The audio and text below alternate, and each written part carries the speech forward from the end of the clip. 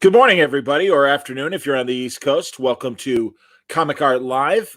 This panel, John Siuntres here from the Wordballoon podcast. Very happy to welcome my buddy. We're going to talk for an hour about his art and just thoughts on comics in general. It's Hilary Barta. Welcome, Hilary. Thank you, John. Good to see you again. Absolutely, man. And really excited to show people looking over your years in comics, your decades in comics. Let's age us both. But this is great, man. Honestly, you sent me some really fun stuff, and I can't wait to talk about it. God, one thing when did it occur to you that you could possibly have a career in comics? I think it was Thursday. Well, people ask you a certain question. That's one of those questions people ask me, and I think it was in high school that I saw a few magazines, maybe like about European comics, and I realized, oh, it wasn't just the comics I grew up with. Marvels. I was a Marvel guy when I was a kid, and then I started thinking about it. But I was kind of late to the game. I know we were talking just earlier about artists that got into comics when they were teenagers, and I was way behind that game. But yeah. So probably in high school I started thinking about it, and maybe in my 20s I realized, oh, I can do this. I go to a convention, I'm meeting people. They allowed us to sit at tables in Chicago. The guys that ran the Chicago Comic-Con were great because you, as a fan artist, you could get a table for free and sit there and try to sell your art or do sketches, and feel important, feel like you were, hey, I'm somebody. It's kind of silly, but they did it. They were great. There's really very few shows that allowed every artist in for free like that. Yeah. That's terrific. That really shows you how great the community was. Not that the community isn't great now, but just how simple and approachable it was back then. That's wonderful. I think the lines weren't as clear between, fan, professional, whatever. It was a little more of just a general fandom, right? And maybe things hadn't been codified, or, whatever the word would be, for organizing the structure of how you break in. So for me, it was going to Chicago Con every year for quite a few years as a fan artist, and, doing some work for published fanzines, things that were a little more professional. And at one point, I was showing my illustrations to my portfolio, which were mostly illustrations, not comics then, to Al Milgrom, who happened to show up. He was an editor at Marvel, a guy, I'm seeing his name on comics. And Al said, well, maybe we could get you work as an inker, because I wasn't showing him continuity. And it took a few months to get a tryout page or two. And based on the quality of my work, it took me many months to get the next tryout page. But eventually, maybe in a year or so, I got my foot in the door, and they started giving me a story, and yeah, it was all through Al Milgrom. That's awesome. Now, was The Thing the first book that you worked on? That was the first series. Yeah, I did a couple of pages for the Defenders. I did an issue of the Defenders, but the regular ongoing inking job was The Thing. Yeah, from the first issue, yeah.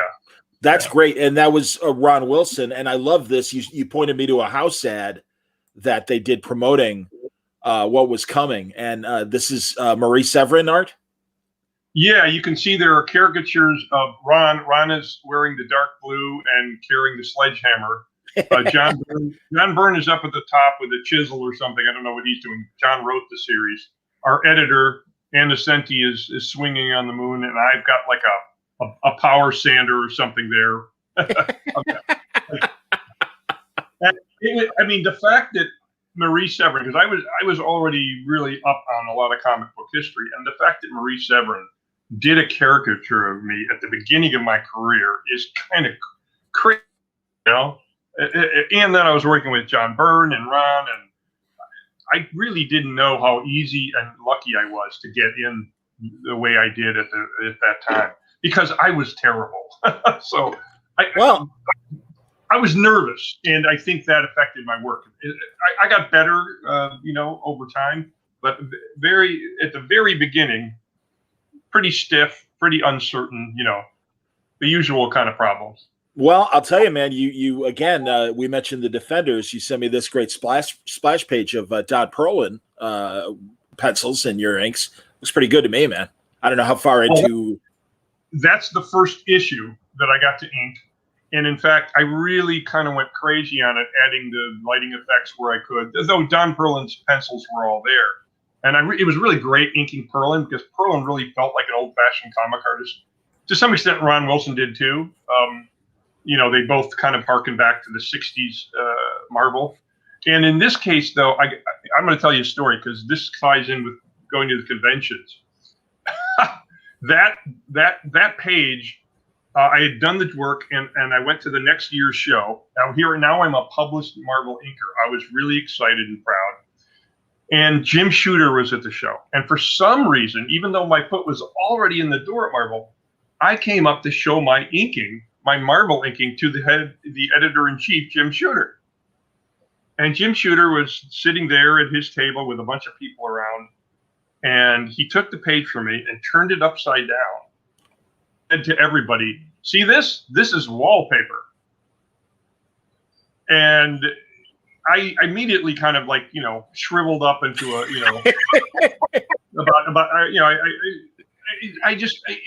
it was really a shocking thing for him to say. And he went on to explain what he didn't like about it was that it was the same kind of lighting was all the way through from the foreground into the background. There was light and dark. There was nothing to separate the planes of foreground, middle ground, back. But it was a very harsh kind of hello, how do you do kind of thing. Sure. Had I known Shooter's reputation for being a tough guy, I wouldn't have shown him my work. That's hilarious. Yeah, that's amazing, man. I didn't realize too, and again, we've got examples that you were an artist on Power Pack. That's fantastic. Yeah, that's a little later on. I mean, this is some years later after I'd done work at other inking work at Marvel, gone on to First Comics. When I came back to Marvel, I probably did more work on Power Pack than any comic. I really liked inking John Bogdanov. That's a case of John's pencils there. He was fantastic. I mean, John still is a great artist, but his treatment of those children, very sensitive, really, it's got cartooniness to it, expressiveness, and yet he could do action as well. You can see just how lovingly detailed and animated the children are. It is really a wonderful strip. Great faces. Absolutely, man. Here, I got another. Yeah, that's a cover. Hard to make it out. Yeah, it's hard to make it out at that size, but the Power Pack themselves are in the background. In the foreground, a girl is falling backwards off the bridge. Her parents kind of, trying to stop her. Sure. Very cool, man. That's excellent. And then also during this time, and I'm going to have to scroll down to grab it. Here it is. You did these strips for Joystick Magazine? That was pretty early on. That's 1983. That was a local magazine that was all about gaming. And so, I talked my way into doing some strips with gags about gaming. Yeah. That's great. And it's kind of a precursor to some of the stuff you're doing now. I want to point everybody to your gallery that is up at Comic Art Fans, and people should go to that. And I'll put up the URL. I haven't. I got to grab it. But you look at these, and then you look at what you do on Screwy Tuesdays as a regular thing. And there's the through line. So this is some modern stuff that you've been doing lately. And yeah, tell me about Screwy Tuesday.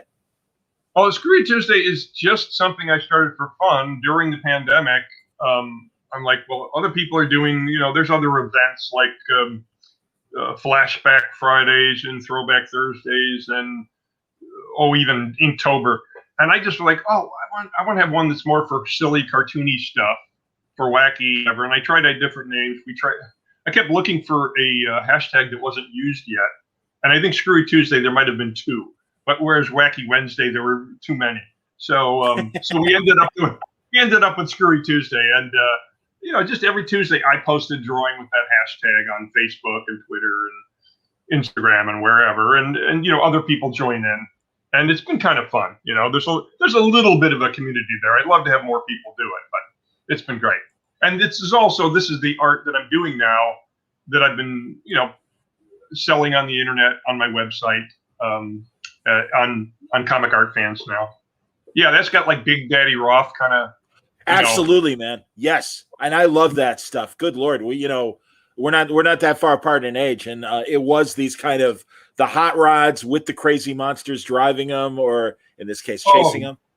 Good Yeah, stuff, I mean, Ed Roth, Wallace Wood, Basil Wolverton, all those guys doing this kind of monster art in the 1960s, that so-called ugly stuff, with Plot magazine had that ugly art on the covers later. I love that stuff. I mean, I don't know. I love the crazy EC kind of alien through line that goes all the way into that 60s stuff. Yeah. This stuff is all, this could be, to me, these are like, I mean, they're vertical, they're horizontal, not vertical, but they're very much EC horror, science fiction cover inspired kind of images. This could be Mars Attack. Yeah. Well, 100%, man. My God. So many of these like this. Yeah, I love this. I mean, and truly, I hope you're thinking about doing kind of a Mars Attacks sci-fi adventure thing, because clearly it's limitless. I mean, literally every Screwy Tuesday, you've got something crazy that you're showing us. Well, so I've definitely got a comic series in mind that will have aliens and, the flying saucer type stuff set in that era. I definitely have that thing, and that's something I just got to get to. Take it off the back burner and put it up front. Doug Rice and I, my writing partner Doug Rice and I did a Mars Attacks meets Garbage Pail Kids story for IDW, which is basically two card sets, meeting, and of course you can imagine who's going to fight Mars. The Mars Attacks just completely destroy the Garbage Pail Kids. The kids don't have a chance. Absolutely. No, they don't. They're basically all wearing red shirts on Star Trek. Yeah, exactly. They're all being blasted by death rays and melted. I did the classic scene from Mars Attacks cards with the poodle getting zapped. I did it, but I posed my neighbor's dog. They've got a puggle upstairs that often comes and stays in my place. Anyway, I put Banjo, their dog, in one of the scenes, and he gets zapped down into a puddle. Yeah. What'd you think of the movie? What'd you think of the Tim Burton movie? I have never seen it. I know that's weird. Really? I just didn't get out to the theaters. I've seen scenes. I've seen clips. Yeah, it's crazy. It's appropriately. Yeah, it's appropriately crazy, and from an animation standpoint, they got a good look for the Martians and stuff. It's hit and miss, but I do think it's interesting and a great companion. I mean, nothing can compare to the original cards, obviously, but I'm glad that I think it's a great IP, and I hate to talk in terms like that, but it's a great thing to have fun with, and you and Doug obviously had a great time doing that. Yeah. No, I like Tim Burton. I must admit, Ed Wood's my favorite movie, and I've never quite warmed to his films as much after that. But I should see it someday. I definitely should see it. Yeah, it's on my list. It's on my list of things to do. I understand. When did Plastic Man? How far between after Marvel did Plastic Man come? Well, after First Comics, I went from my First Comics. Oh, that's right.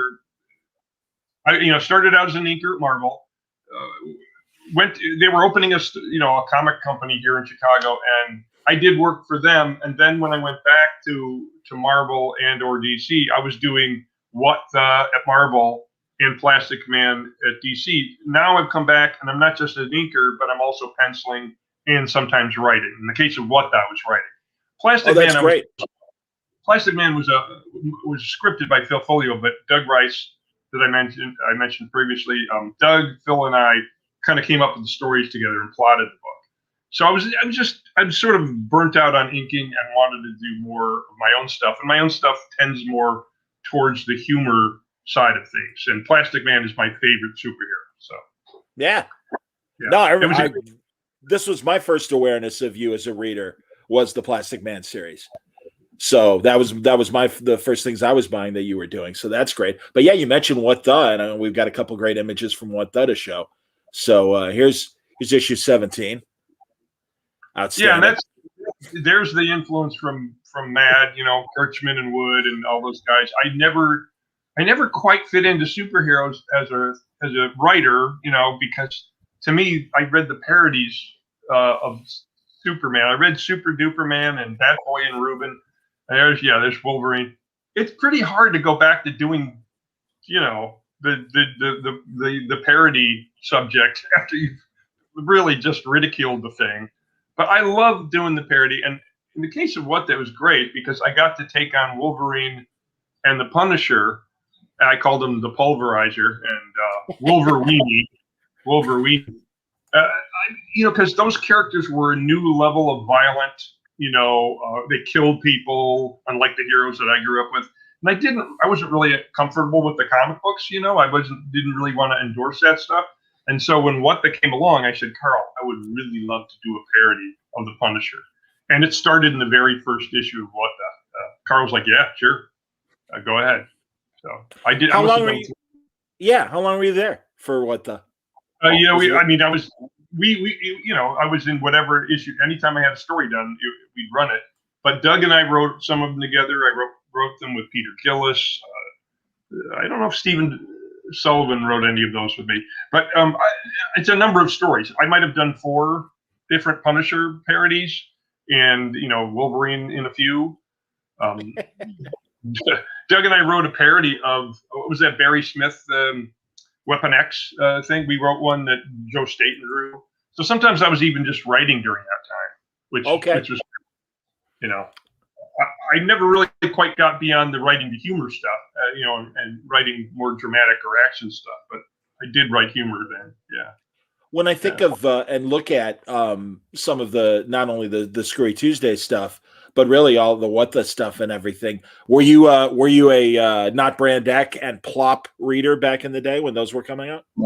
Oh, sure. I mean, Not Brand Ec was a little early, but I have those books. I don't remember if I bought them as back issues or my older brothers bought them. My first Marvels that I remember having, I think, were secondhand from my older siblings. So, you know, I had a Thor when they were those 25-cent issues. They were giant issues, you know, or the annuals. I had a Fantastic Four annual, a Thor. I have only panels left from that first run of 6 issues of the Hulk. I clipped of the Hulk transforming, you know, Banner transforming into the Hulk.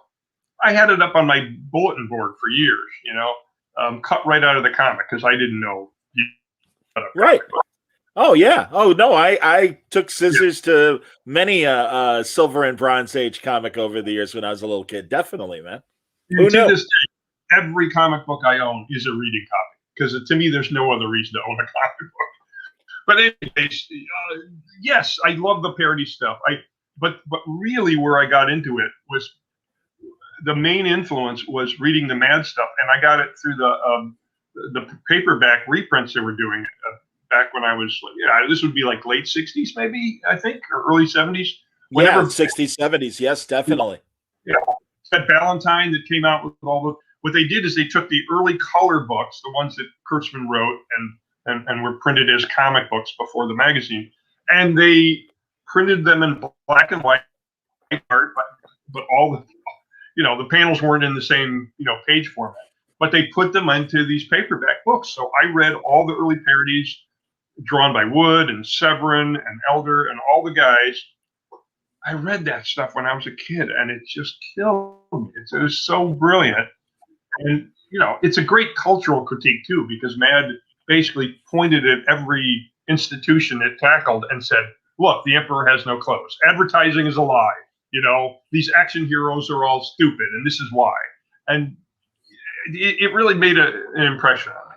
I totally agree, and especially going back to those early, especially the 50s issues. Man in the 50s was like the Daily Show in magazine format, like you said, in terms of being incredibly sharp parodies and wonderful artists, great writers as well. And God, as you know, Ernie Kovacs was contributing to Mad Magazine. I mean, the comedians of the day were also like that sick movement was part of the Mad movement and everything. So it was amazing to see those guest columns and stories. Dave Berg, God, that just unbelievable stuff. Right up there with Elder, I think, as far as great stories and everything, great interesting ideas. Well, sure, I did not. I mean, I never really followed. I mean, there's God. I had a few boxes of Mads, the early ones. I don't think Wally Wood ever did any work more astonishing than the do-a-shade work he did for the Black and White magazine. It's just, you can just crawl into it. The space is so deep and so 3D. It's just mind-boggling. But every artist was upping their game for that magazine. Everybody knew the bar, how high the bar was. Just like EC had kind of set a bar for illustration and art. Mad continued that. But if without Mad, you wouldn't have had National Lampoon, Saturday Night Live. A lot of the stuff that we sort of accept now, the sort of parody and sketch comedy, the same sort of thing that was happening in Chicago on stage at Second City was happening in comic books. Yeah.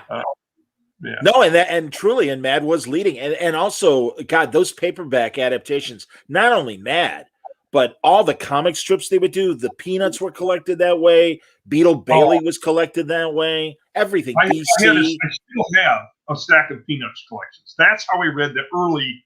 I read Peanuts that was coming out at the time in the 60s, but I read the 50s Peanuts in paperback form. Yep. Yeah. No, that was fantastic, and again, it was this affordable way of getting great comics and stuff from a few years past. Unbelievable stuff. Now I always love the and then they did it with the superheroes too. They did it with a lot of 50s and 60s comics over the years. Pretty cool, man. Yeah. I was a big fan. Back then, if you were buying when they started playing around with the price of comics, that were like 10 or 12 cents for many. Well, they were a dime forever, and they just kept cutting down the page count. Then they went up to 12 cents, then 15, and then when they made the jump to 25, they increased the page count. And they started putting reprints in the back of those books. DC did it, Marvel did it. And I would suddenly see, you could now see or read Golden Age, Plastic Man by Jack Cole, or, something done by somebody else that you'd only heard of. And, Plastic Man very quickly became my favorite comic, my favorite character, because Jack Cole was just such a genius, Absolutely, and I always loved that Hefner had such a great respect for Jack Cole and all the EC guys, and certainly Kurtzman. I mean, really, not only he wanted to be a cartoonist, yet another failed cartoonist. Did well. Yeah, really, exactly. Very interesting too. Yeah, that's why there's cartoons in Playboy. He loved cartoons. He loved comics. Yeah. No, absolutely. And again, I love just the sick movement. I was just listening to either Gilbert Gottfried or Dana Gould's podcast, and he had Wayne Fetterman on. And Wayne Fetterman just wrote a history of stand-up, and they were talking in particular about that period in the 50s, and really when comedy shifted from Take My Wife, Please to Mort Saul coming on stage, with the newspaper under his arm and ranking on Eisenhower and stuff, and Lenny Bruce, and they planted the seeds of the next generation and everything. Well, when we're talking about the influence of Mad, I don't really see Zap and the Undergrounds without EC in particular, but Mad specifically, because Captain Pissgums, of S. Clay Wilson was just redrawing piracy issues, but then they just kept getting filthier and filthier as he got older. And I think the influence of Kurtzman on Crumb has spoken about it. It was a huge influence. So, the idea that you would sort of poke, just poke your eye in the mainstream, poke your eye in whatever middle class values, things that we take for granted, sacred cows, whatever it is. That idea that that's punk, right? That's everything. Yes, really, absolutely, man. I don't know what the cultural touchstone, the equivalent, would be before Mad in the 1950s. I'm not sure I'm sure there was something in the 30s and 40s, but I don't know what it was. Yeah. Well, I mean, you could look at what Al Cap was doing in Little Abner, and certainly there was parody in Little Abner. I mean, to a degree, and so and also I Pogo did suppose. a lot of satire, and Did you say Pogo? Yeah, that's what I was going to say. Walt Kelly. Yeah, but I mean, in terms of like a cultural movement, I don't feel like it has been there quite yet. But the 50s was a huge time for change. It's when the world discovered teenagers as a market. They started doing teen movies, the rebellion thing. That's never really stopped, right? But it did kind of, like you said, it started in that post-war period, especially in the 50s, where all of a sudden, teenagers had a disposable income, and manufacturers are like, wait a minute, we could make stuff for these people. Yeah. Right. Yeah. Pretty cool, man. Absolutely. There's that David Halberstam book, The 50s, and they adapted it for the History Channel in the 90s, and the great documentarian Alex Gibney it was a miniseries, and I've seen it on YouTube, and it's so great, and I urge people to watch it because you really do get a sense of where all this started. And in a lot of ways, kind of the nerd culture started in the 50s. So. Well, you have to assume that part of that is a reaction to, because a lot of times when we think of the 50s, people say, "Oh, the Eisenhower era, conventional, the nuclear family, and all of that." Like, leave it to Beaver. Well, to every action, there's a reaction, and I think, it's a natural process. Kids rebel against their parents, and it's the order of things. Of course. But when you set into a period of supposed contentment and conservatism, I think naturally there are going to be people that are going to be pushing against it. Anyway, I don't mean to get too philosophical here. We're talking about comics. No, I'm with you. Well, now I've got a beard I can stroke along with your beard. We can pontificate now. Yeah, here we go. Okay, let's do that. I also love the fact. Tell me about Paradox Press and the big books, and the stuff you were doing then. And this was mid 90s, late 90s. You know what? Don't quote me on that. But it was after most of the stuff we've talked about here.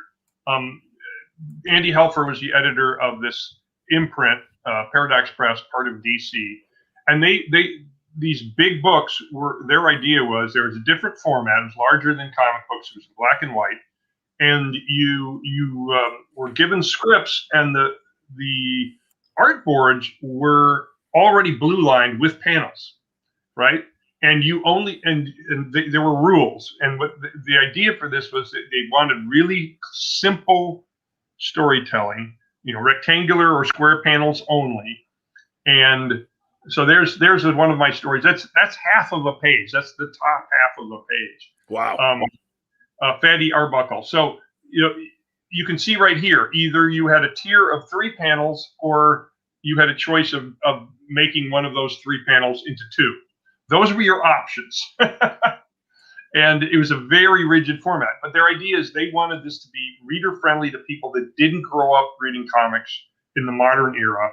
And it was comics for people who didn't read comics, because a lot of the things that are going on in comics, a lot of things that we take for granted, the fact that panel borders could be diagonal, inset panels, all kinds of crazy action, is sometimes confusing to new readers or to non-comic book trained readers. So this was an attempt to tell stories. They called them factoid books, I think, and it was just most of the stories, if not all, dealt with either history or fables or urban myths. Yes. And in the case of that one, it might have been the Big Book of Scandal, but Fatty Arbuckle was involved in this crazy scandal where he was accused of rape and probably falsely accused of rape by some con artists.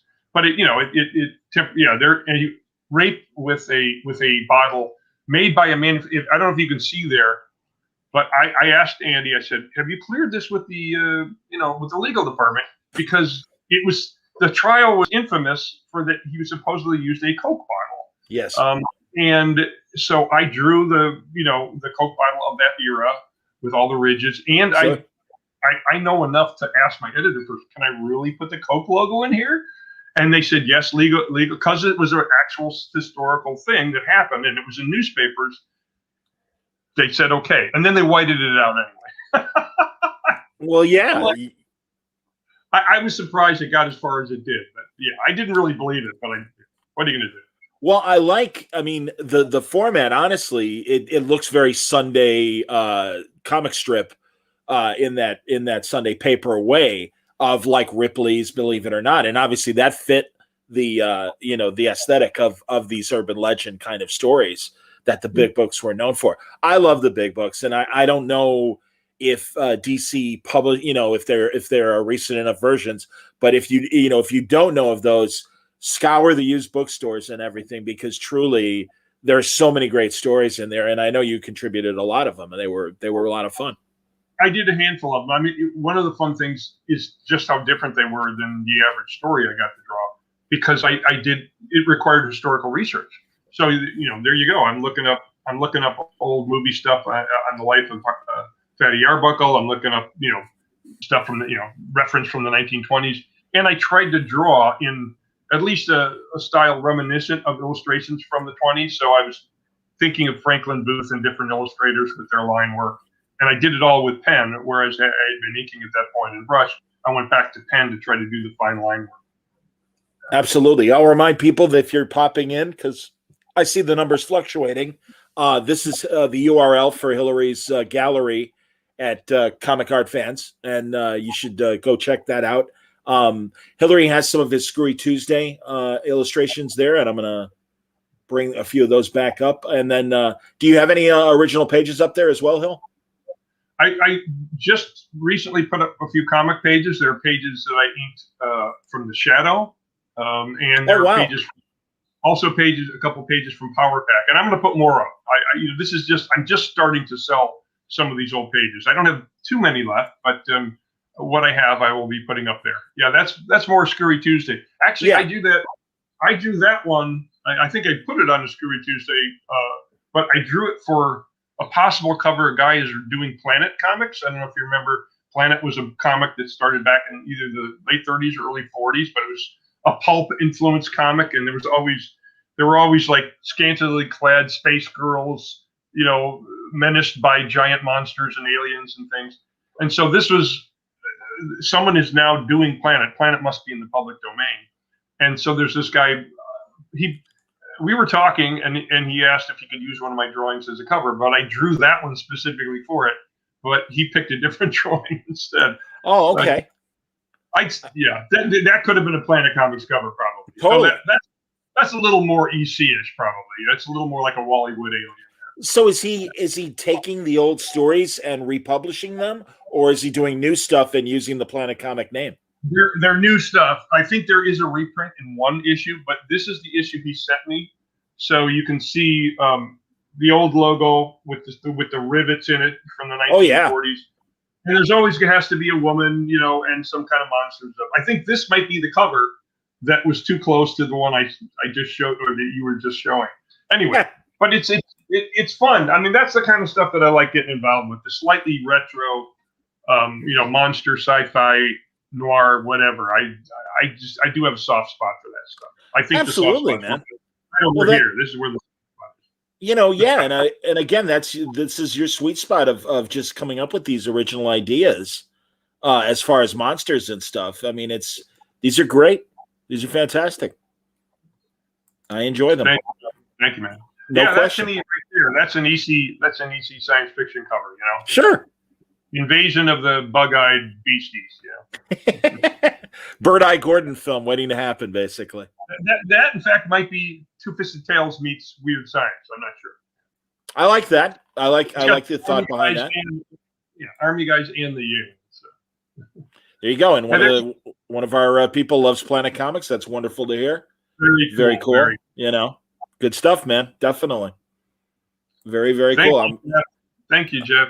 I'm glad people are enjoying the images that we're showing, and then again pointing people to the gallery that Hilary's got up there and stuff. So let's continue. So we have What the in the 90s, and we had the Paradox Press stuff with the big book, things that you were doing.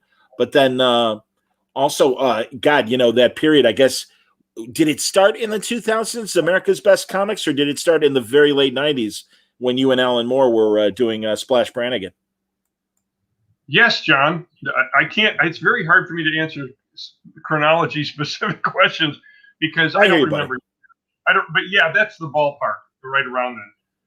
And that was a great gig. I mean, I just, very much a Mad influenced superhero book. So very similar to, in that sense, to Plastic Man. A humorous superhero. And there were, and even in the scripts, the Alan Moore scripts, just tossed in references to Mad. There were certain characters, he's pulling on this very specific stories, like Hilary. That story, the washwoman that's in the story with the Sherlock Holmes parody. And I'm like, sure, I'll put her as a janitor, or she's cleaning up with a broom in the background of a scene. There were a number of characters like that where just a Mad story. Yeah. I'm looking for more. Here's a splash cover. Fantastic. Number 7 for America's Best Comics. So he's fighting the kneaded eraser as some sort of the artist in his garret with the giant ink pen, and then Correcto. He's the guy who's got a whiteout gun. Yeah. Which obviously is like Splash's kryptonite, I would think. Exactly. Yeah. Though that was just for the cover. Those characters don't actually appear on the side. Oh, that's too bad. Well, so tell me about the creation of Splash Brannigan. Like, did Alan come to you with the idea, or how did you guys get together for this? Okay, well, it's all due to Scott Dunbier, who was the editor. He was the editor of the entire line of the ABC line of that Alan did, and I get a call. The way it worked at my end, I get a call from Scott Dunbier, who I'm old friends with, and he's like, Hilary, I got a project you might be interested in, and he's just toying with me, He's like, it's this thing that Alan Moore's writing, I'm like, would you want to do it? I'm like, oh, come on, man. So I think that Alan had the idea, right? He wanted to do certain strips, and some were more serious, like Gray Shirt. This is in Tomorrow's Stories was the anthology book of ABC, right? So this was the story that had maybe they had 4 or 5 features that rotated 3 different strips each issue. So we were out every 3rd or 4th issue, whatever. I forget how many characters. And so Alan had the idea. Scott suggested me. Alan approved it.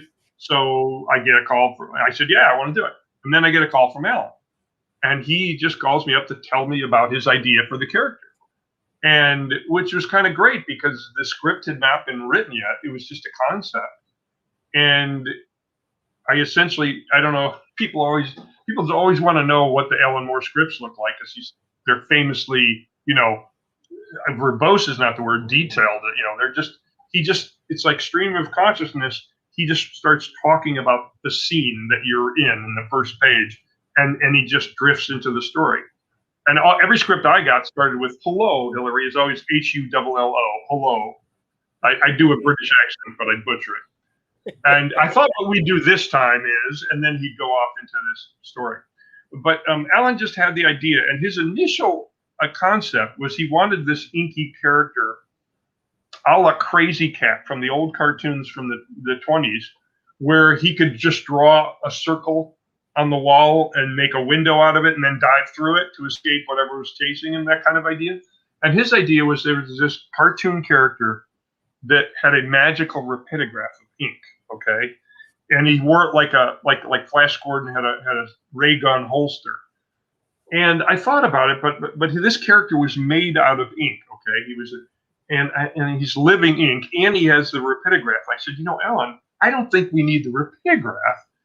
The guy is a human rapidograph. He's the ink. I said, let me design a character, and I'll show you what I'm talking about. So that I designed this character that's just solid black, and for the purposes of trademark, I put the S logo on his chest, even though there doesn't need to be one. But I tried to incorporate as many ink-themed elements into the character. So the spit curl ends in a drop. his toes. He doesn't have toes. His where his toes would be end like little brushes. You can't see in that image.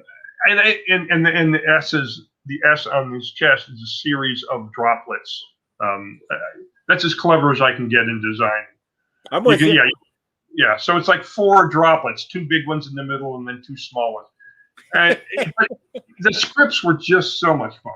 And Alan was totally cool with my idea. He said that's great, and then he ran with it, and and gave me the first script, and we were off and running. Yeah, that was really awesome. Has Splash by itself ever been collected by DC or Wildstorm? No. I think they might have done a Tomorrow Stories collection, though I can't, off the top of my head, I can't remember. I know there's the artist edition. Scott Dunbar at IDW did an artist edition of Tomorrow Stories, and he put a couple of my stories in that. That's great. I don't know. No, there was never a Splash Brannigan volume, and to be honest, DC never collected my Plastic Man either. So there's a whole lot of Hilary Barta stuff that you have to go scrounge around old comic book stores for. Oh man, I certainly, boy, we got to petition DC to put that stuff back out. I don't think it's going to happen. Yeah. Yeah. Well, the art regarding honestly, they've been they really have been putting out a lot of late 70s, early 80s stuff. They've been collecting things lately, so I would hope so. I mean, that would be really cool to see. And then also, I was going to say regarding the artist edition, I've never talked to an artist whose work has appeared in one of those gigantic, IDW things. Have you got it handy? Oh no, you're drinking water. Oh, that's funny. We have. Actually, no. Yeah, I was gonna say you don't have to eat. Well, if you got it handy, that's great. It's still in the box actually, because I got 2 of them, and I opened up one of the boxes, but it's not here. So the other one, no problem. Don't open the box. It's all right, man. I was beautiful. The only problem for me is I'm in the book right after Art Adams, so it's like, oh my god, there's page after page of. Is it Johnny Future? I'm trying to remember. Johnny B. Quick or Jack B. Quick. I think. Jack B. Quick is Kevin Nolan. It is Kevin. Excuse me. Yes, you're right. And Jack B. Quick is also in there, but Johnny Future, like JONNI Future, I think is Art Adams' character. And if I'm wrong, I apologize. But it's a beautiful strip. Right there. Kevin Nolan, Art Adams, and then there's my goofy cartoony next to it. Shut up. Come on. There's really a lot of great art in there. I mean, Scott, as an editor, was an art dealer before he was an editor. He really does have an eye for hiring the right guy for the job. Well, that's the thing, man. And exactly. I mean, really, and you're right. Shame on me for misnaming Nolan stuff as Art Adams. But no, that was the great thing about Tomorrow's Comics in particular. There's the box. This is how big. Oh, I know. Oh, I'm aware, man. Because the artist editions are the facsimile. They're trying to create as close to owning the original artwork. So these are 11 by 17 boards. It's huge. It's heavy. Unfortunately, I didn't open it yet. So no, it's all good. I hung out when I was in Portland. I was staying at Brian Bendis's house, and in his office, he's got a ton of the artist editions. And he's like, hey, do you mind if I work for a while? I'm like, hey, do you mind if I grab a chair and just start reading your artist editions? He's like, do whatever you want. And it was great. And oh my God, they're like treasury editions. Well, they're full page size.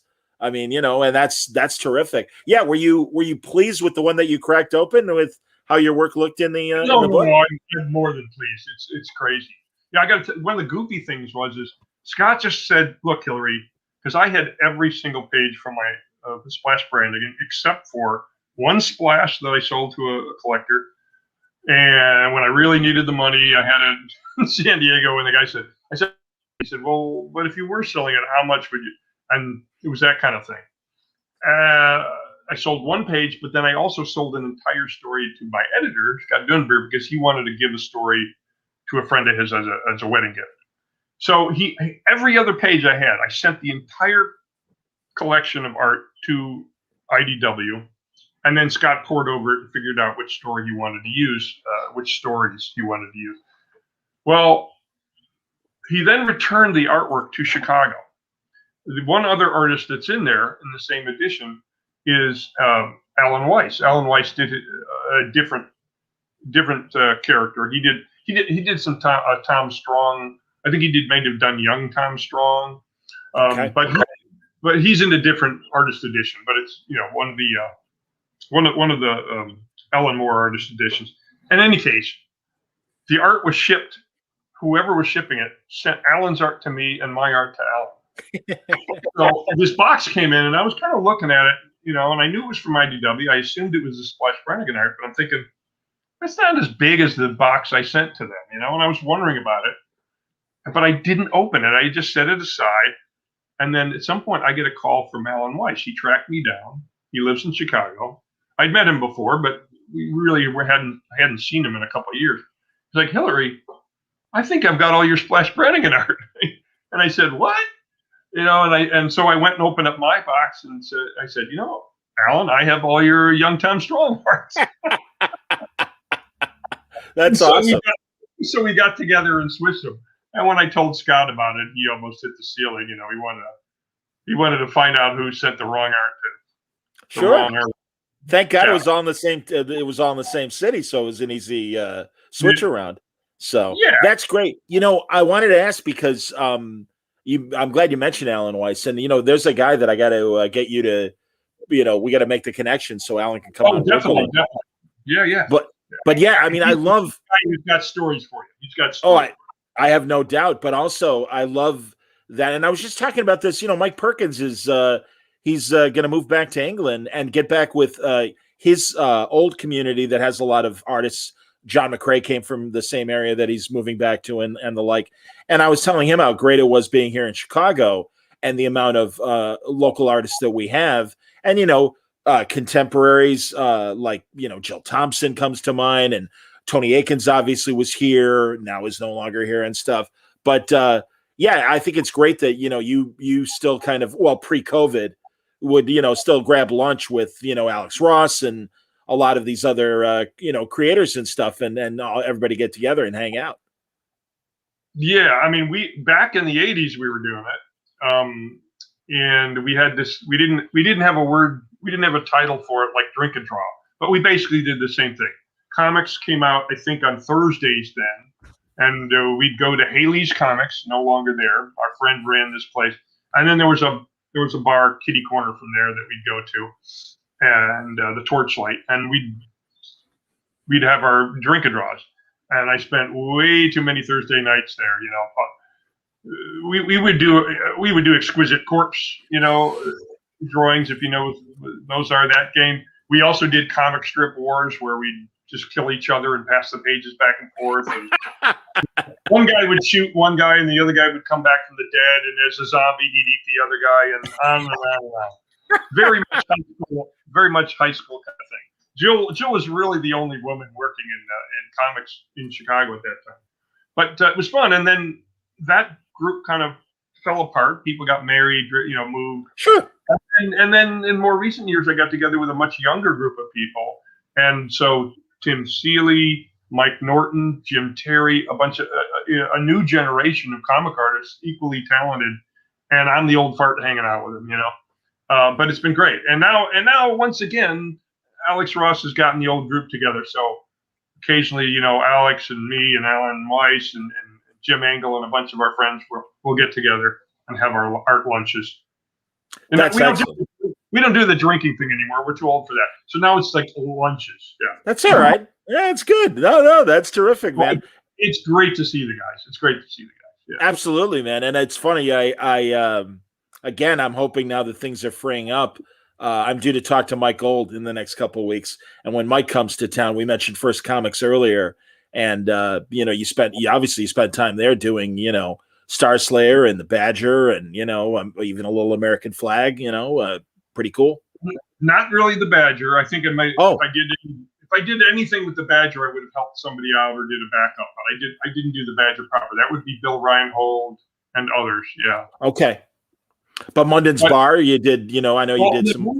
Well, yeah. So just chronologically going back in time here, I left for whatever reason. The company was starting here. I was very excited. They were talking about being creator owned and all this stuff, and it just seemed cool to be working here instead of in for a company in New York. So I came to First Comics, and they wanted to break me in as a penciler of a regular series, which turned out not to work out. I mean, it just didn't. I was first inking Tim Truman on Star Slayer, and then I was working from his rough pencils or layouts, and eventually stick figures. And they just, they wanted to make this as palatable a transition from Tim to me, to not lose any of Tim's readers or fans. And I don't think it really worked, but it was a great lesson for me, because I realized that's not what I do. I don't do action adventure. As much as I tried, and I met Mark Nelson, because once I took over as penciler, I could no longer do both pencils and inks. I couldn't make the deadlines, and so we had to find an inker, and I ended up finding Mark. And I had some interesting guys do tryout pages. Gary Gianni even did a sample page, which was interesting. But anyway, but I also then did other work there, including inking, like American Flag you mentioned. But I started writing. It was the first writing I ever did in pro comics was for Munden's Bar. And it was I loved Munden's Bar. It was a backup in Grimjack, this science fiction, fantasy, whatever, anything can happen kind of strip. And they welcomed humor and weird, and the weirder the better, I think. Yeah. And like the strips that we saw in the color strips with the little guys, playing the video games, that sort of Muppet alien was the kind of character. Yeah, I was drawing strips like this for Munden's Bar. I didn't send you any files of Munden's Bar, but I really loved working on that stuff, because you had, I guess 8 pages, and you got to figure out your story, get in, make your point, get out. I loved it. Yeah. And they really bought just about every idea I had. It was wonderful. That's great, man. And man, a big slice of your career as well, working at Bongo. And here's a great Treehouse of Horror cover that you did. Yeah. At some point I started doing some stories for the Simpsons books at Bongo, and I think I did a Radioactive Man story or two first, and then I got the very first Treehouse of Horror story I did. This was just a cover, which was a lot of fun. I think I got Jason Ho, their art director, gave me a layout. My idea, though, because Bart was supposedly standing in front of the tree, just looking kind of evil and rubbing his fingers together, and I said, what if he's holding plant food, but instead of Miracle Grow, it's Evil Grow? Is it Miracle Grow? Is that what it's called? I forget what the yeah. So yeah, they love that idea. So yeah, and even the treehouse has got teeth on it. It's such a shame that they closed down Bongo, because really, I keep saying that modern adaptations of other IP in comics, this is really the golden age of that, where we're really getting creators that love the original, whatever it is, cartoon, film, TV, whatever, and they're putting it in the comics, and they read great. And really, Bongo, for years, very funny scripts, great art, unbelievable stuff, and really great creators like yourself and Andrew Peepoy and Chuck Dixon wrote amazing Simpsons comics among the other great writers and stuff. Sure, but even like one of their house writers, you almost would call him, because he wrote so many stories. Ian Boothby is a great writer. Yes, and, really, he's a comic himself. He's a funny guy, and he's a funny writer. No, they had a wealth of talent there, and that once they loosened up the style, the house style, because when it started, they really wanted a dead weight line. You mentioned Andrew Peepoy. He really was the guy that did that by inking the comics and wanting to make the inking more expressive, vary the line weight. He opened the door for a lot of us. But the only place I originally fit in there was doing the Radioactive Man comic, which was basically a comic within the Simpsons universe, so it could be drawn like a comic. And in the Treehouse book, where it's similar to the television show, the Halloween stories, you could go totally crazy. So and I must have done 3 or 4 of the Treehouse books, and I always called it the greatest gig in comics, because where else could you write and draw characters where you knew what they sounded like? You actually had a voice in your head. Absolutely, man. And you've also that's where I worked with Jerry Duggan and who was his partner then? Brian Posehn. Oh, yeah. They wrote a Jaws parody that I drew. That's terrific. Yeah, that's great, man. Then they go on and do Deadpool and have a great run. And God, Jerry's thriving in Marvel. He's doing great. I didn't even see it happening. I turned around and Jerry was this guy. I thought, oh, he was writing backups for Fear Agent. He's writing the oddball story for Bongo, and then all of a sudden he's like this big time guy. Yeah. Congratulations to Jerry.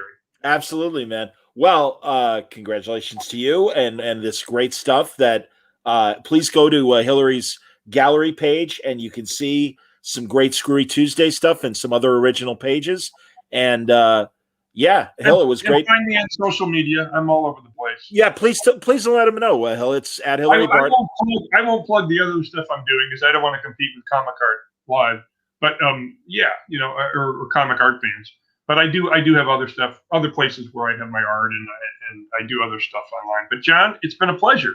Well, thank you, buddy. And no, I appreciate that. And no, follow Hilary on Twitter at Hilary Barta, also on Instagram and of course on Facebook as well. And every Tuesday at the very least, you're going to see a brand new image for Screwy Tuesday. So as always, dude, thank you for hanging out. We'll see you in the flesh one of these days. Now that we're both vaccinated, right? No question. Absolutely, we will. And everybody, hang tight. We're going to do an hour with Tony Parker in just a couple minutes. So make sure you check that out. But until then, thank you, Hill, and thank you all for watching. And there it is, our closeout. But thanks, everybody.